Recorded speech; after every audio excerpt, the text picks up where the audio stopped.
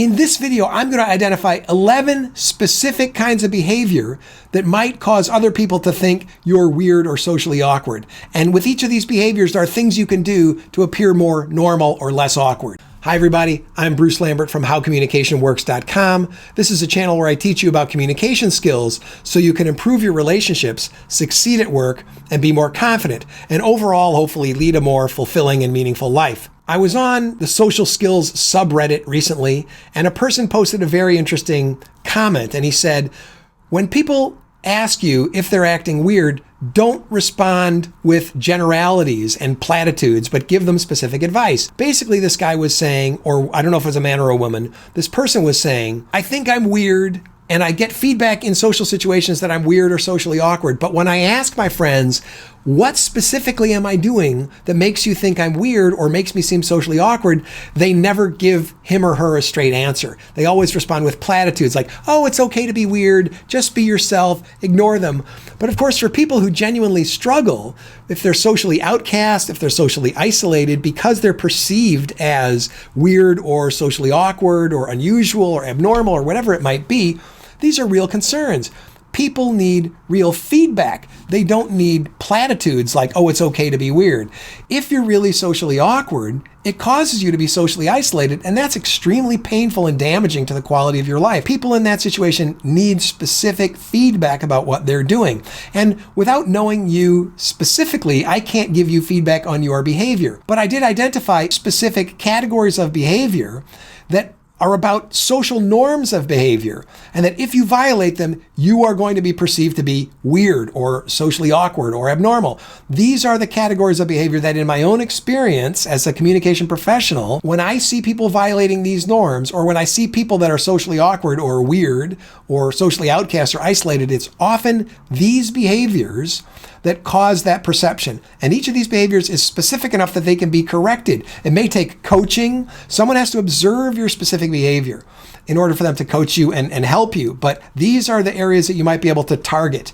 You could videotape yourself and so on, but actually coaching or therapy or some kind of professional help is probably going to be needed to fix or remedy these problems if you have them. I want to add one more thing before I get to the list, and that is that when we perceive someone as weird or socially awkward, it's kind of a Gestalt perception. What that means is like it's an overall impression we get of someone, and people who are not trained in communication or in the observation of behavior, all they have is this overall impression. Oh, that person is strange. That person is different. They're unusual. They're awkward. But they can't, when pressed to say, what is it that makes them strange? Many people, because they're not trained in communication, can't pinpoint exactly what it is about their behavior. But it's my belief that it is specific behaviors. That's all that people can see. When people see you as abnormal or unusual or awkward or whatever, all they have to go on is your behavior and then their inferences about you based on that behavior. But I think it's specific, observable behaviors that can be learned and changed that are at the root of these perceptions that you are weird or awkward. And so here they are. Number one, too much or too little eye contact.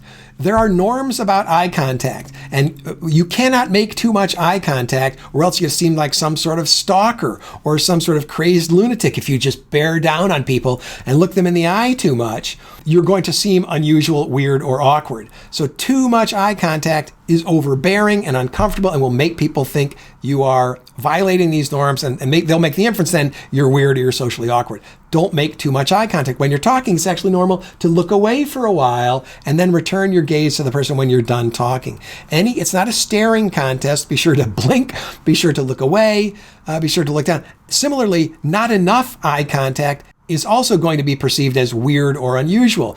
If you never make eye contact, you're going to be perceived as really shy or withdrawn or not interested. The eyes are the window to the soul. The face is the center of where most communication takes place in face-to-face ordinary interaction. So you've got to make some eye contact especially when you're listening. It's more normal to make more eye contact. Even though the other person's looking away, you should be make eye contact. So when they look back at you, you're looking at them and they know that you're listening. So make sufficient eye contact, but not too much. Maybe that rule is hard to learn. And if you're awkward, you're thinking, I don't know how much too much is. I don't know how much not enough is. This is why you're going to need coaching, or you're going to be able to have to study people who are socially skilled and see how they make eye contact. Point number 2, not enough or too much interpersonal space or distance. And I think normally the issue will be not enough space, but sometimes it can be too much. This is really closely related to eye contact. There's about a 12 to 16 inch, 12 to 18 inch in America. This differs from country to country, but in America, there's like about a 12 to 18 inch personal space bubble that should not be violated unless you're on sort of intimate, friendly terms with a person. But in ordinary social contact in public, you have to respect this 12 to 18 inch personal distance bubble. If you're a close talker, right, who talked about that Seinfeld or somebody like that, you don't want to be one of those close talkers. You're going to be perceived as awkward, weird, and so on. People are going to make inferences about you and your social skills. Even if you're a lovely human being, you must respect this personal space bubble. Now, this will vary from culture to culture. Norms of social distance are culture specific, but in America, it's about 12 to 18 inches. So keep your distance. If you enter into that distance, then people will feel violated, that you're violating their personal space. If you stay 3 feet away when you're talking to someone, they're going to think you're weird because that's too far away to be standing for an ordinary conversation, unless you're in a group when the norms are for slightly greater distances and higher volumes and so on. So again, study what you see in socially skilled people, make those judgments, and copy those social distances. Too much or too little distance will make you seem weird. Number 3, poor oral hygiene or poor general hygiene. There's no way to say it. Maybe you smell. Maybe your breath is really bad. Maybe your body odor is really bad. And here again, there are culturally specific norms. In America, there are these norms about showering every day, that the smell of the human body in America is taboo. You shouldn't smell. Your breath shouldn't smell. Your body shouldn't smell. You should shower once a day and have all sorts of perfumey soap and deodorant and stuff like that on. In other parts of the world, the normal smells of the human body are more acceptable, and the norms about breath or body odor are different. If you've traveled around the world, you'll realize this because the people smell differently in different parts of the world. But in America, if you don't brush your teeth, if you don't use mouthwash, and you come close to people, they can smell your breath and it's really bad, they are going to think you're unclean. And they may then make other inferences about you being a strange, isolated person that they don't want to interact with. So in America, you can't have obvious body odor, you can't have halitosis, bad breath. You've got to brush your teeth, use mouthwash, chew gum, use breath mints, and you've got to clean yourself. You can't have perspiration that really smells, or any other kind of body odor, or the strong odor of food. May not be fair, may not be realistic. It varies from culture to culture, but these are the norms in America. And if you violate them, you're going to be seen as weird. Number 4, lack of a filter. You say taboo things, that is, you use profanity when you shouldn't, you talk about religion or politics in ways which offend people. You have no filter. You say exactly what you think without regard to politeness or appropriateness to the situation, or decorum or respect or poise or dignity. You lack those things. You have no filter. You just say whatever's on your mind without regard to relevance or appropriateness. And if you act that way without any filter, people are going to think you're weird. The norms of human behavior, the norms of human communication dictate that you avoid certain taboo topics, that you don't try to raise too much controversy, that you don't shame people and embarrass them, and so on. So you have to learn rules of appropriateness. So if I say be appropriate, you might say, but I'm weird, I'm socially awkward, I don't know what appropriateness is.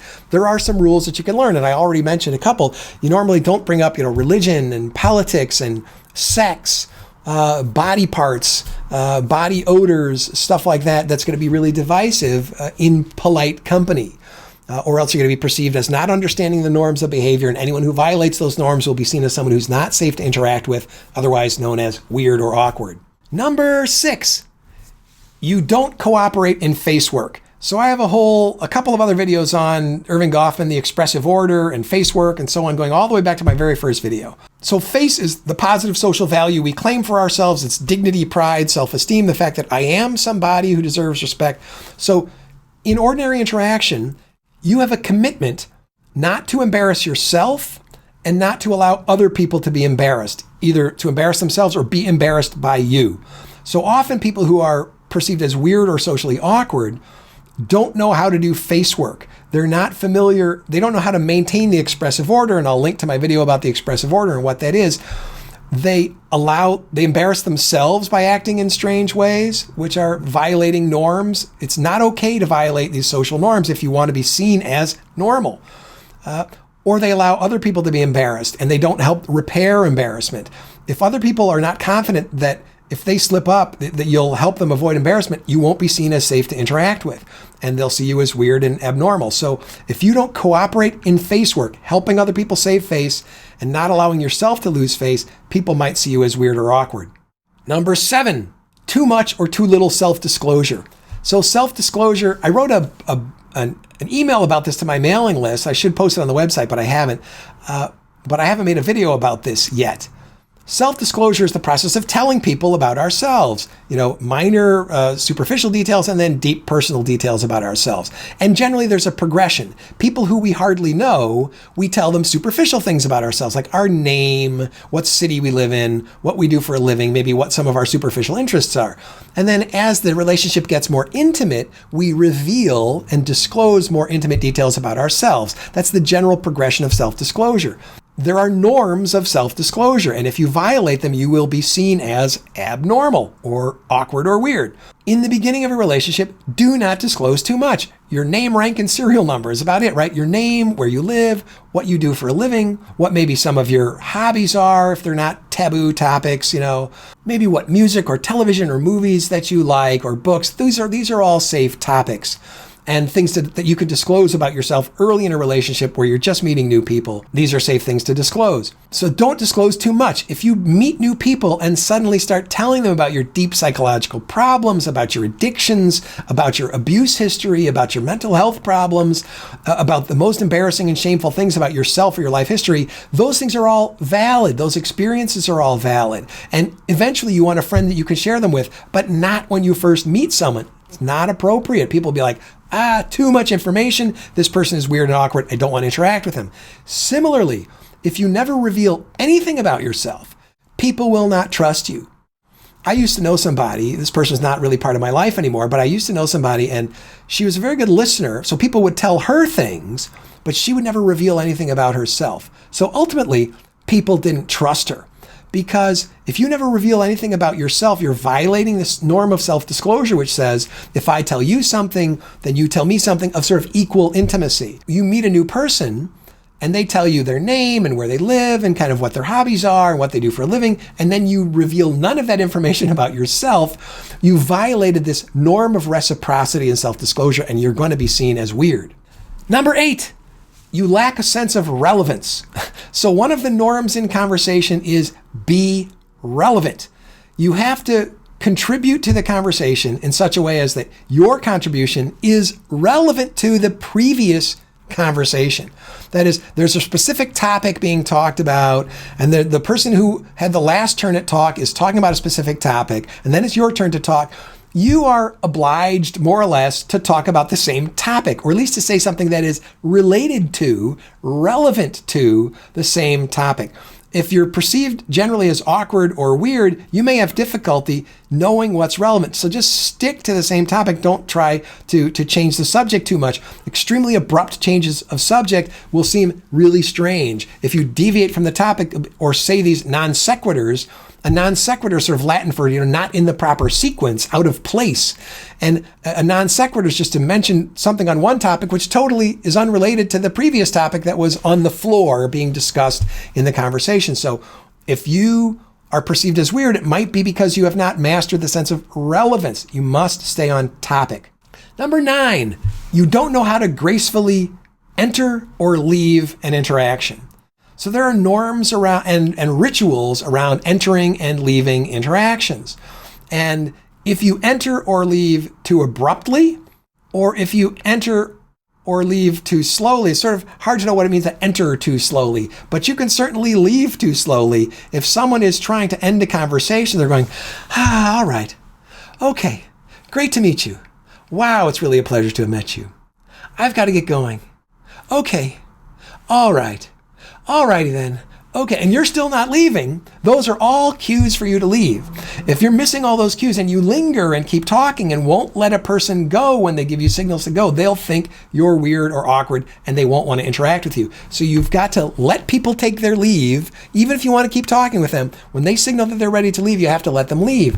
And when you enter into a conversation, you can't just barge in if other people are talking. You have to enter in slowly and appropriately. And if you're invited in to a conversation because someone mentions your name or they motion you over, or you don't accept that invitation, you're going to be seen as awkward. So entering and leaving are rituals. You have to master those rituals, or else you're going to be seen as awkward or weird. Number 10, you don't use backchannel cues, and so people never know whether you're listening. A backchannel cue is just something like,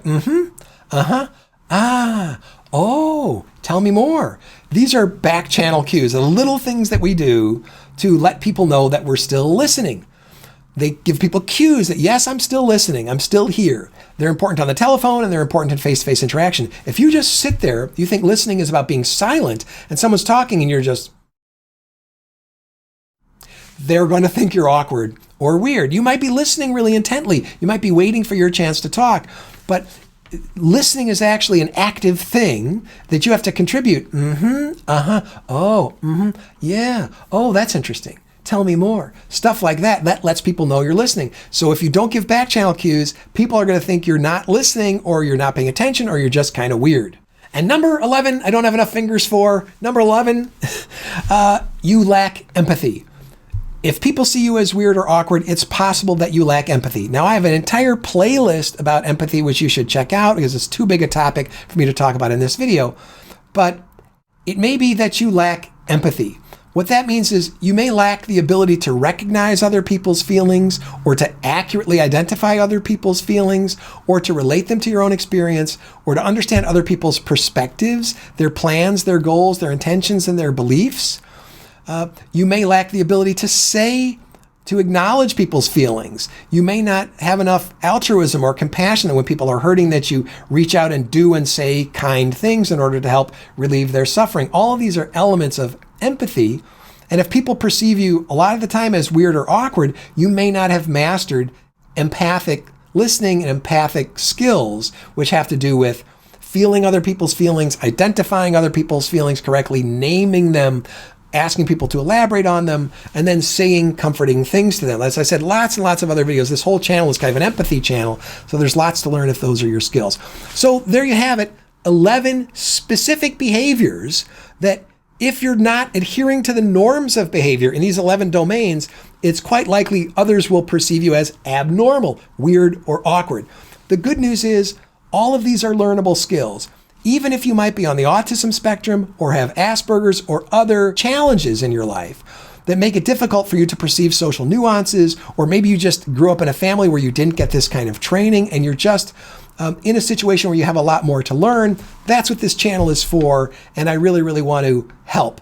So I think that the previous videos I've made on conversation skills and empathy and listening are targeted a lot of these deficits. If you're struggling with this idea that you're weird or socially awkward, it is because of these specific observable behaviors that you are capable of changing, not without effort.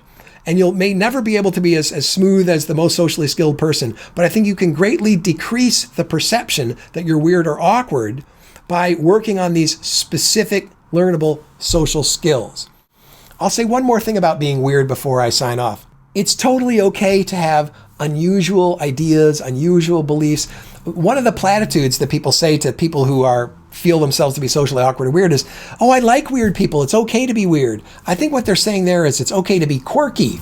It's okay to be unusual. It's okay to have slightly different beliefs. But when we go, there are norms of human behavior, including norms for what attitudes and beliefs we can hold in a given culture in a given time in history. If you go too far outside those norms, you will pay the price as someone who's a nonconformist and socially outcast and so on. So you have to do that calculation on your own. If you have if you have beliefs that are very far outside the norm or behaviors that are very far outside the norm, one of the prices socially you might pay for that is a certain amount of ostracism or being isolated or perceived as weird or awkward. But if you have normal beliefs and attitudes which are within the norms for our time and place in history, but that you just haven't mastered all these communication skills, I think there's really a route for you to be seen as much more normal than you might heretofore have been. If you like this kind of video, give it a like, smash that like button, hit subscribe, and you can see all of our other videos. Hit the notification icon, and YouTube will let you know every time I upload a new video.